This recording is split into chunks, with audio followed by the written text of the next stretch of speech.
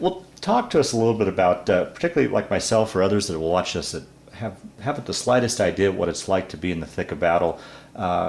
What was it like in the foxhole? The conditions? Obviously, you said you were 2 hours on, 2 hours off, so it doesn't sound like you were getting enough sleep. You were probably tired all the time.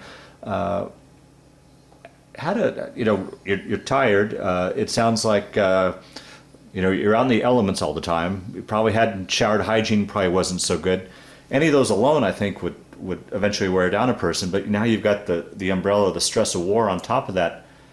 How do you function in a situation like that? Most times, the nights were somewhat tougher than the days because you didn't know what was out there, and the Japanese were intent on the infiltration, either single or in larger groups. And we had the benefit of flares. We shot up flares often in order to light the area. And anything, you tried to be as observant as you could be, and if a particular spot didn't look right, you'd zero on looking at it, and the next time the flare came on, if it had moved, you knew then it was enemy coming in. There were a couple of unusual incidences. Well, I should also say they would sometimes walk in, and they'd get an American helmet to give a little different silhouette from their helmet. And some of them could speak English well enough to say, "Don't shoot, it's me, Joe." And you really didn't take much of a chance of anyone above ground at night, unless we were doing something that was a planned.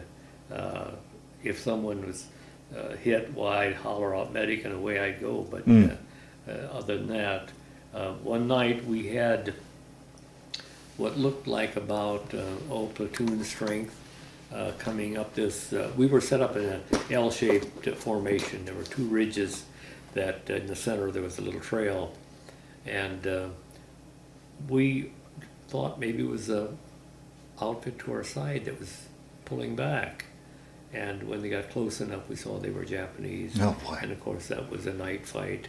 Other times, there were other night incidences, but another unusual thing that I started to say, there was a group coming towards us in civilian clothing, waving a white flag. When actually, we had never had the chance to take a prisoner. No one would surrender. And when they got close enough, the front ones leaned over, and they had a machine gun strapped on their back. Oh boy! And that's what happened. Well, when you have those things happen, you get very wary and conscious of anything. You can never it seemed like you could never let your guard down. No, no. Yeah, you try to always observe what is out of the normal and what you're looking at. Now, in your foxhole, it'd be the two of you, so would one be on lookout and the other would try to get some sleep and rotate that way? Is that how you... Yes. Yeah. In early May, and it lasted most of May, we had a lot of rain. It rained, seemed like every day and night at well. And it got so that we weren't really sure that our rifles would always fire. So we used my .45 to stand guard a lot of nights, and we could kind of keep it hidden out of the dirt and mud and all. But it was that's how the night went. So you laid in this hole that was full of water and mud, and yeah, we bailed it out with our helmets and maybe get some sleep. But it wasn't unusual to wake up in 1 or 2 inches of water.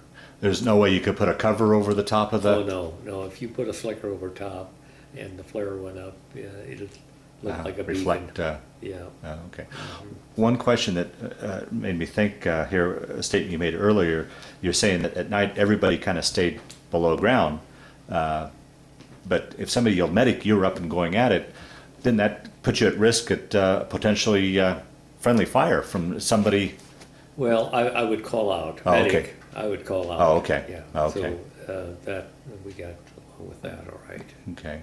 We made some real early morning assaults, but not generally in the middle of the night. Like an hour or so before daylight, trying to get the advantage of some ground taken, which was not always successful. We didn't have an adequate cover.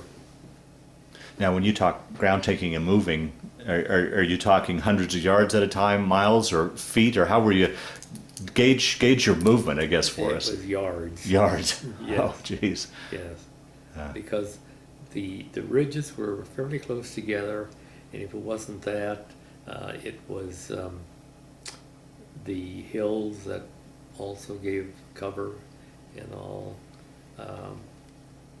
I have a history book showing the crossfire that had been set up by the Japanese in the Shuri area, which was the main defensive position, and they could hit us from all angles. Wow. Wow. We were never really sure that the enemy wouldn't be behind us, because there were some pockets that they might be able to emerge from.